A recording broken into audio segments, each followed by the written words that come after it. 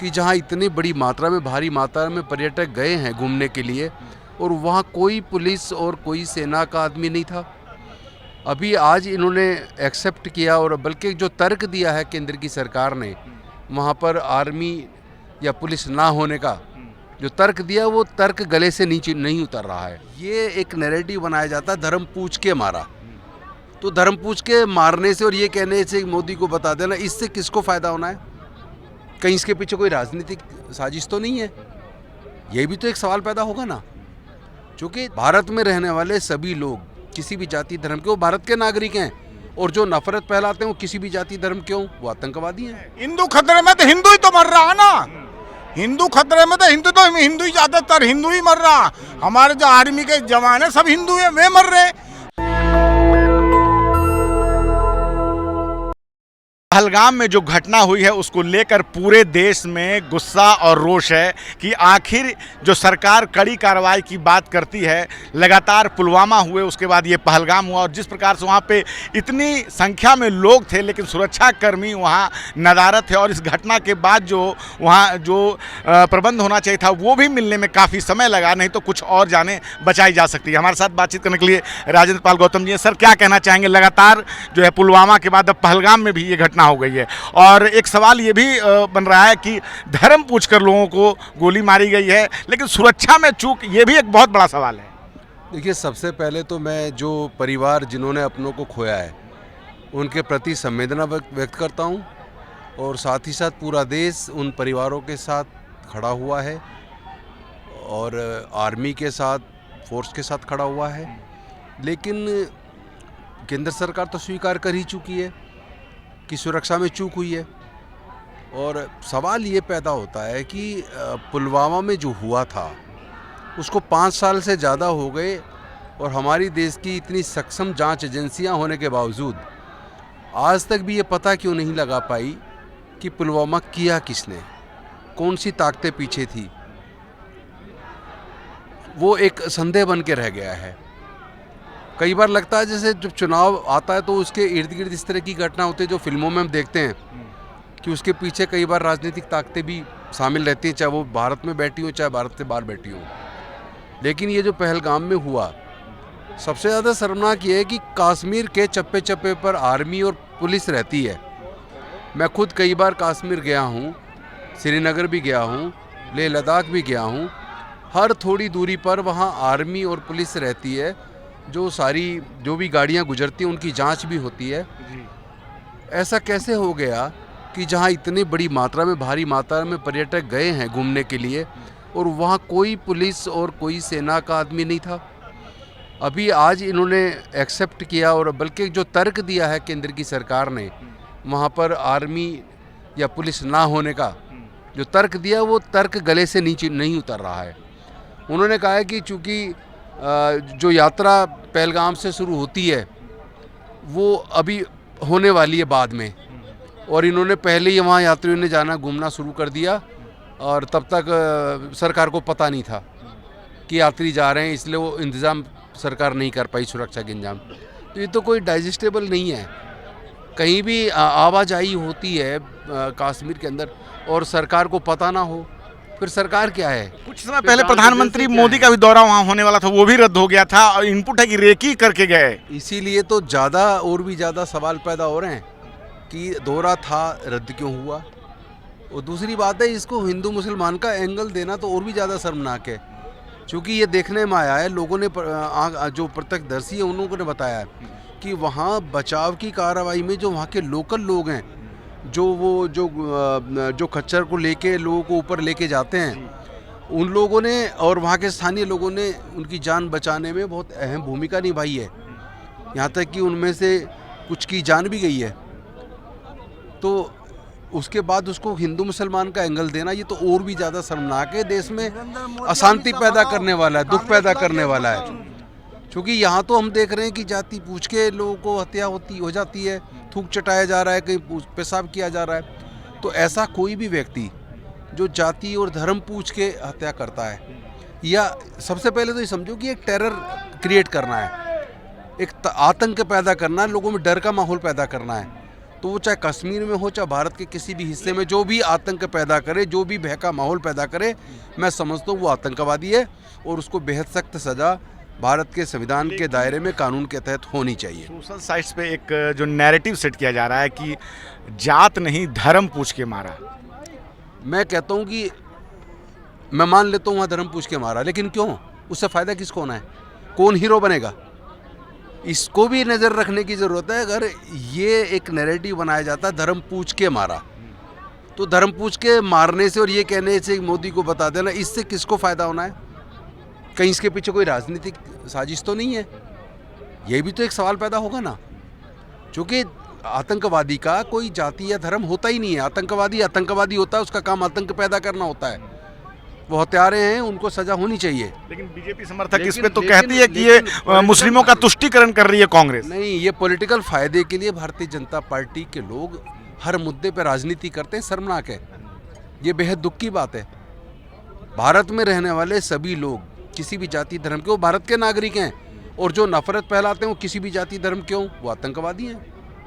और प्रधानमंत्री मोदी सीधे बिहार पहुंच रहे हैं और कहा यह जा रहा है कि वो कड़े एक्शन की बात कर रहे हैं, लेकिन वहाँ चुनाव पर भी होना है। नहीं, सवाल यह है कि जब ऐसी दर्दनाक घटना हुई और सभी पार्टियों ने अपने सारे प्रोग्राम कैंसिल किए, ऐसे में प्रधानमंत्री जी बिहार क्यों गए? ऐसे में IPL का मैच क्यों चल रहा है? मतलब तुम अपना सारे काम करते रहो, चुनाव में लग रहे हैं। बाकी सारी पार्टियों ने, सबने अपने सारे कार्यक्रम स्थगित किए हैं, क्योंकि पूरा देश शोक संतप्त है। पूरा देश इस घटना के खिलाफ खड़ा हुआ है।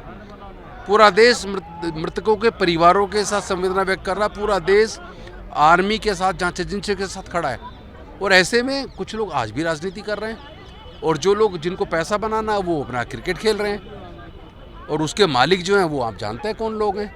एक आखिरी सवाल सर, जनरल GD बख्शी जो कि रिटायर्ड हैं, कह रहे हैं कि 1,80,000 सेना की कमी है और कहीं ना कहीं अग्निवीर को भी दोष दे रहे हैं, उस पर क्या कहना चाहेंगे? नहीं, ये तो केंद्र सरकार की पूरी विफलता है। केंद्र सरकार ने भारत की सेना को कमजोर किया है।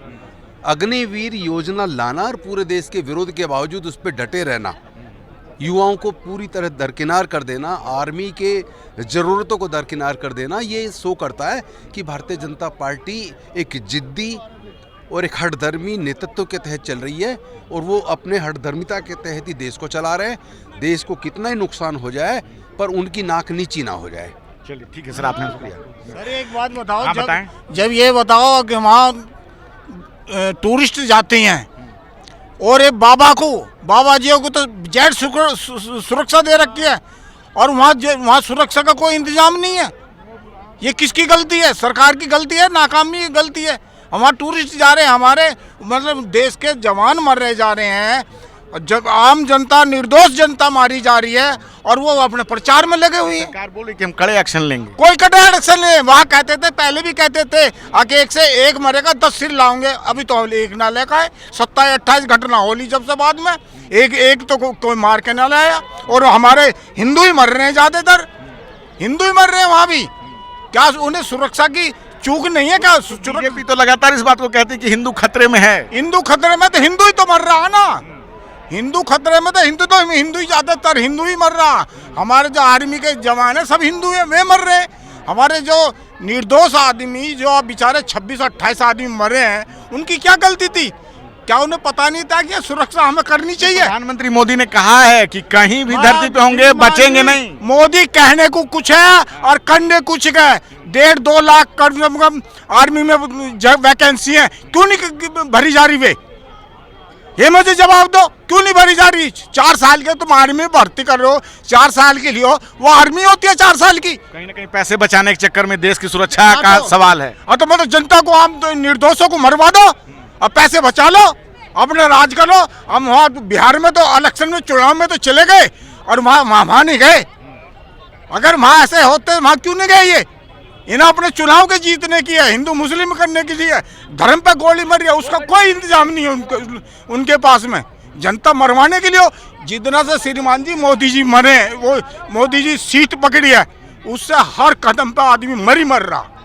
तो किस प्रकार से लोगों में रोष है, क्या कहना चाहेंगे सर? हमें कहते हैं हिंदू मुसलमान की भी कहते हैं बीजेपी वाले। हरियाणा में अभी चुनाव हुआ था, 2 मोहम्मदन को टिकट दिया।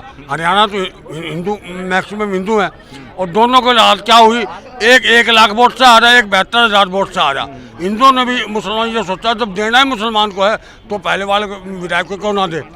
वहाँ जो है अपना फिरोजपुर जिरका से 1 लाख से जीता है, जबकि बीजेपी का मोहम्मदन था। ऐसे नूह से 72,000 से जीता है वो, बीजेपी का मोहम्मदन था, कांग्रेस का मोहम्मदन था। हिंदुओं ने भी सोचा जब जीतना है मुसलमान को है जो पुराना है उनको क्यों ना दे। और यहाँ जो है अब देखो कितना वो है, पहले चुनाव हुए तब कश्मीर में आदमी मरे कितने चुनाव, अब बिहार में चुनाव है। और चुनाव के कारण ऐसा हुआ है, आपको ऐसा लगता है कि मतलब कहीं ना कहीं साजिश है ये? लोगों को मरवा रहे हैं चुनाव के चक्कर में। अब ये बताओ मणिपुर में क्यों नहीं गए प्रधानमंत्री जी? बिहार क्या जरूरत थी? इतने दिन तक मणिपुर में झगड़ा रहा, एक दिन भी नहीं गए मणिपुर में, झगड़े में नहीं गए। और अपने वो अब मौज मस्ती से काम चल रहा है। बाबा रामदेव को क्या बोलना चाहते हैं इस बात? के पास, मोदी के पास काम की कोई बात नहीं है, सिर्फ हिंदू मुस्लिम और पाकिस्तान हिंदुस्तान की बात है। ये जब इलेक्शन आते हैं तो कोई न कोई घटना करवाते हैं और इलेक्शन जीत लेते हैं। जो वहाँ जो आई विटनेस हैं उन्होंने बताया है कि पहले धर्म पूछा गया, हिंदू मुस्लिम को अलग किया गया, मारा गया। गलत है, बिल्कुल गलत है। आतंकवादी धर्म क्यों पूछेंगे? उन्हें तो मारना है मारना, मगर ये सब ड्रामा है। इलेक्शन के लिए ये सब काम हुआ है, सब इलेक्शन के कारण, इलेक्शन का कारण हुआ और कोई जरूरत नहीं। तो लोगों की अपनी अपनी राय है, निजी राय है कि किस प्रकार से बता रहे हैं कि बिहार में इलेक्शन है और इस कारण कहीं ना कहीं राजनीतिक साजिश की भी बात कर रहे हैं। लोगों की अपनी अपनी निजी राय है और लगातार जो है अब कड़े एक्शन की बात की जा रही है। बिहार के मधुबनी से खुद प्रधानमंत्री मोदी ने भी कहा है कि कड़े एक्शन लिए जाएंगे और किसी को भी बख्शा नहीं जाएगा। लेकिन देश में जो गुस्सा है, जो रोष है कि किस प्रकार से जो पर्यटक घूमने गए थे अपने परिवार के साथ, वहाँ पे कुछ समय अपने फुर्सत के निकाल के वहाँ पहुँचे थे, लेकिन किस प्रकार से उनकी निर्मम हत्या हो जाती है। और सुरक्षा में एक बहुत बड़ी चूक, क्योंकि वहाँ आतंकवादी आए, उन लोगों से नाम पूछा, उनसे धर्म पूछा और हमला हुआ और उसके बाद वहाँ से निकल भी गए और कोई पकड़ा नहीं गया। ये एक बहुत बड़ा सवाल है अपने आप में, सुरक्षा का चूक का मसला। और सरकार ने भी कहीं ना कहीं इस बात को जो है माना है कि सुरक्षा में ये चूक हुई है। आप क्या सोचते हैं? अपनी राय जरूर बताएं। मैरन नेशनल दस्तक की आपसे गुजारिश है कि अगर इसको बचाना चाहते हैं तो नेशनल दस्तक को सब्सक्राइब करने के लिए रेड कलर के सब्सक्राइब बटन को दबाएं, फिर बेल आइकन की घंटी दबाएं। नेशनल दस्तक को बचाने के लिए बहुत जरूरी है कि हर खबर को शेयर करें, लाइक करें, कमेंट जरूर करें।